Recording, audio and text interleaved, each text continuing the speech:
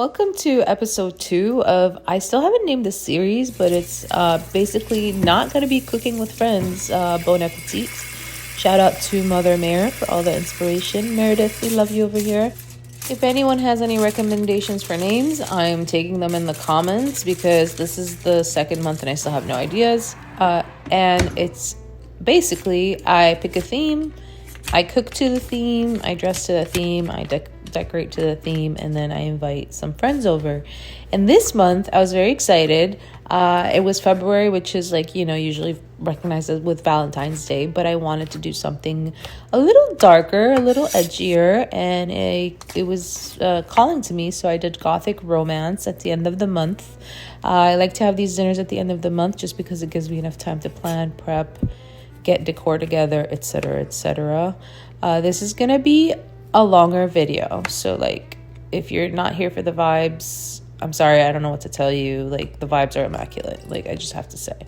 I'm basically creating, so far I've been working on my beets, working on my eggplant, and working on the citrus for my drink. This is the part I'm very excited about. I'm going to do a separate video on this because it was amazing. We all know the Dubai chocolate, the kataifi thing, yeah. So I wanted to deconstruct that and change that into a more refined dessert versus a chocolate bar.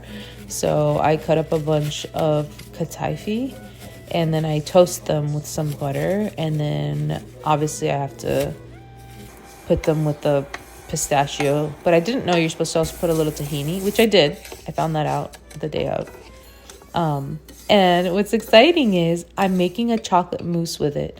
So it's going to be chocolate mousse, fresh cherries, the kataifi thing on top, and these beautiful crystal goblets my mother-in-law loaned me. And then I am making a cherry sauce. You'll see the cherry sauce. This was so good.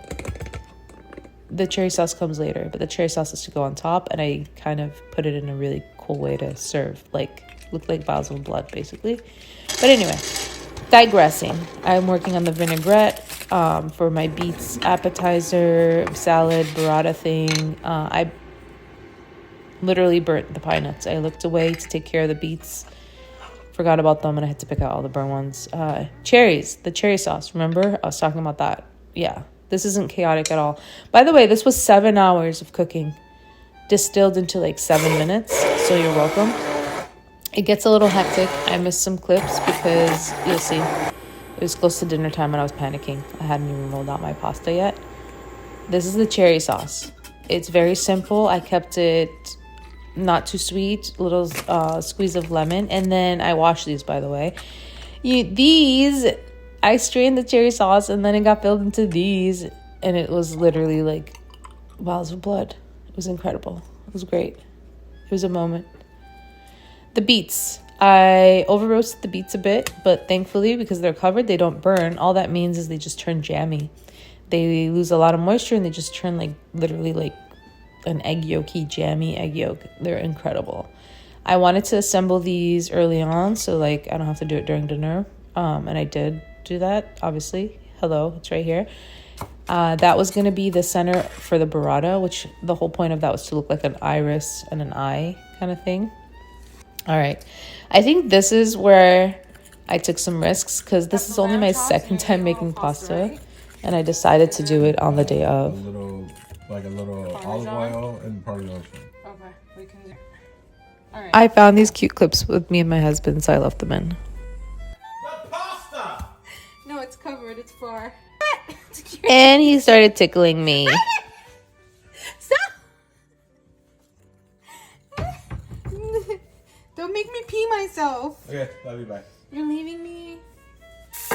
After I sent him off to work, I got started on the pasta sauce. I was panicking a little at this point. Well, you'll see it in my face because I didn't even roll any pasta out yet. The pasta was resting.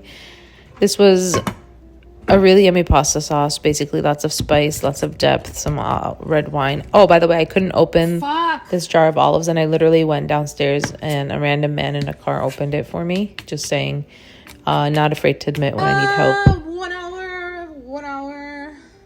Yep, this was me at 6:30. Guests were going to arrive at 7. I had not rolled out the pasta yet, and then I rolled it out, and then my friend Irena showed up and like a motherfucking boss. She put together the charcuterie board for me, and it looked great. And then I started on searing the lamb chops. This was the vibes. Look at that. I did that. It looks so good. Oh, and I did dry ice to set the vibes. Yeah. It came out so great. She did such a good job with the charcuterie board. It looks incredible. Outfit change. Yes, she is that bitch. I know. I know. My husband is a lucky man. We know that. The lamb chops. Perfect. This was my first time making them in the oven versus like a grill, and they were perfect. Okay. While everyone was munching on the cheese plate, I got going on the fresh bread with the bone marrow, and that was the first course. And then we did the salad burrata with the beets and blood oranges, and I wanted it to look like an iris. And then the lamb chops with the freshly made pasta with like a puttanesca sauce, but it had olives in the sauce and eggplant. And this is me trying to shake the whipped cream in the shaker to make chocolate whipped cream, and this is the dessert I was raving about. This is the beautiful pedestals, big ass crystal goblets, just gorgeous. This is Eleni's hand, my hand model. Look at that. Look at that. Get the AB negative, AB positive blood. Get a little bit of this. This dessert was incredible, legitimately. Here are my lovely friends, dressed on theme. I wish I got a video of us standing, and it was an amazing night.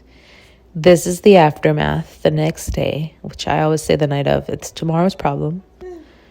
And this is my very grateful, very happy, very tired face.